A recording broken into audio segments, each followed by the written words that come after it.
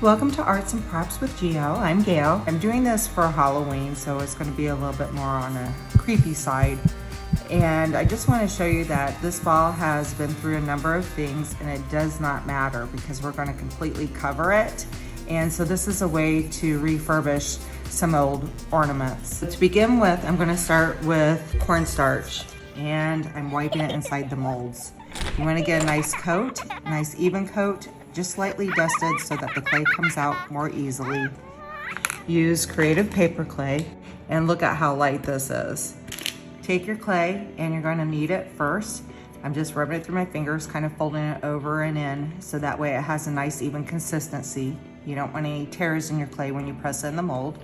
Just kind of roll it in a ball and press it inside. I want to kind of flex the mold a little bit so you can really press it down in there to get all the details. If you have any leftover on top, you can smooth it out. So I'll place a little bit more in there. I like to use the back of my fingernail to kind of smooth it in there. I'm making this ornament for our Alice Cooper tree. He has a song called Dead Babies. It's about how babies can't help themselves. There's a baby that dies in it named Betty. And I actually met the person that the baby was named after. She used to date the drummer of Alice Cooper's band back in the 70s. Real life, Betty was a model. Alice Cooper used to call her Booby. Turn them over and start to press them out. I have some little cracks and crevices in here, but since I am doing this for a haunted ornament, I am actually going to keep the cracks and let that be part of the Disintegration of the project, because I do want it to kind of have a tombstone effect to it. And this one you can see turned out very smooth. I'm also going to make a couple of roses to fill in the spaces in between. The next thing I'll do is create some hair and add that as well. Use Aleene's Tacky glue to glue on the faces and roses. This is the best choice. However, in a pinch, you can use a hot glue to glue on the faces and roses. This is what I'll use, even though it's not ideal. Since this is air dry clay, we do not need to hollow out the faces, and we can use the glue to attach the wet clay.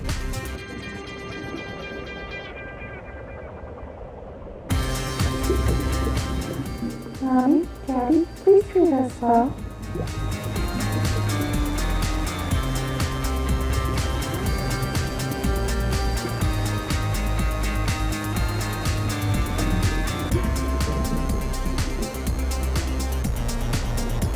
You could also overlap the roses too to get a special look.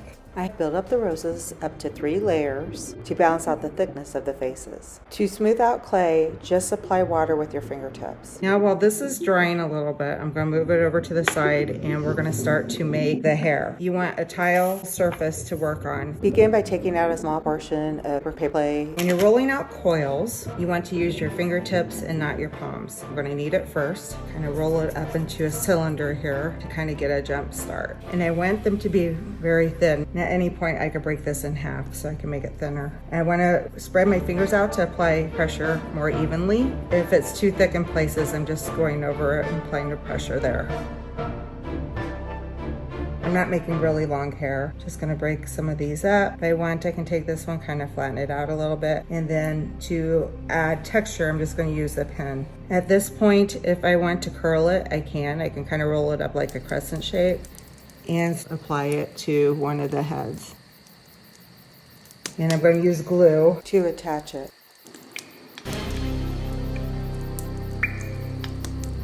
I'll do a little bit on this one up here. I think I want the hair to be smaller.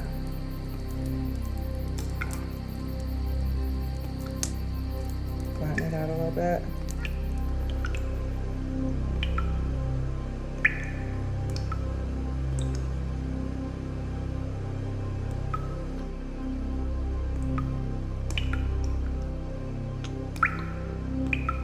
So now we'll go into fast mode.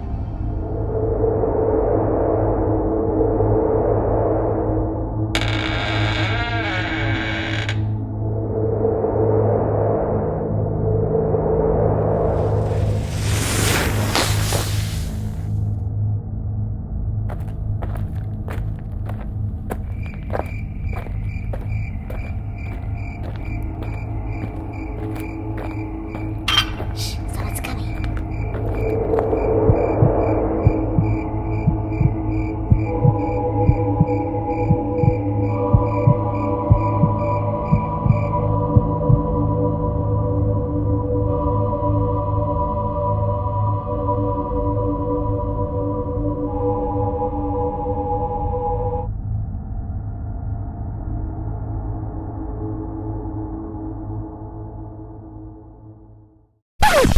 At this point, I have about as much done as I can without going down to where the glass is. If I go down any further, I'm going to ruin my design. So this is what I have. Anything that is not securely glued down can still fall off. So my goal is to use some matte Mod Podge to kind of fill in the crevices a little bit. I'm just going to pour some in and I'm going to wipe it on top. I'm hoping some of it goes underneath a little bit. This is a little messy. Just be careful not to ruin your design that you already have. I let it dry for about 2 hours before I did this. This is dried out for about 2.5 hours, and it's going to take 3 to 4 days for it to dry out more, and it might take longer to dry out thoroughly. And see if I can drip a little bit more down in there to kind of seal everything together. At this point, I can still add on, and I don't have to worry about that if something doesn't work out quite the way I want it to. Those roses really come in handy. I don't have to cover everything. I just am for the sake of trying to keep everything sticking together. You can directly paint over this without doing this step. It's been about 22 hours since I first created this part up here at the top. Last night I did use some Mod Podge and made sure that I got down into all of the areas here to make sure it's really nicely secured. If you don't add the extra glue in there, if you just use the hot glue, it will fall off. You can use Mod Podge to glue down the remaining clay faces and roses.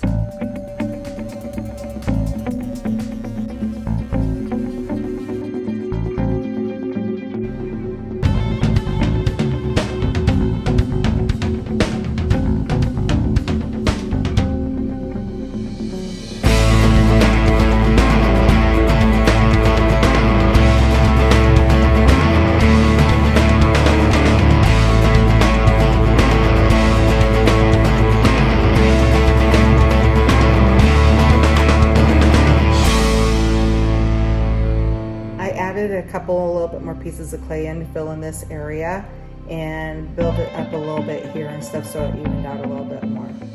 You can let it dry or paint it now.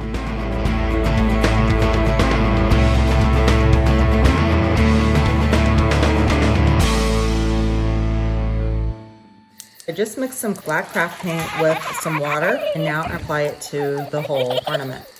I left a small portion so that I can show this for a demonstration.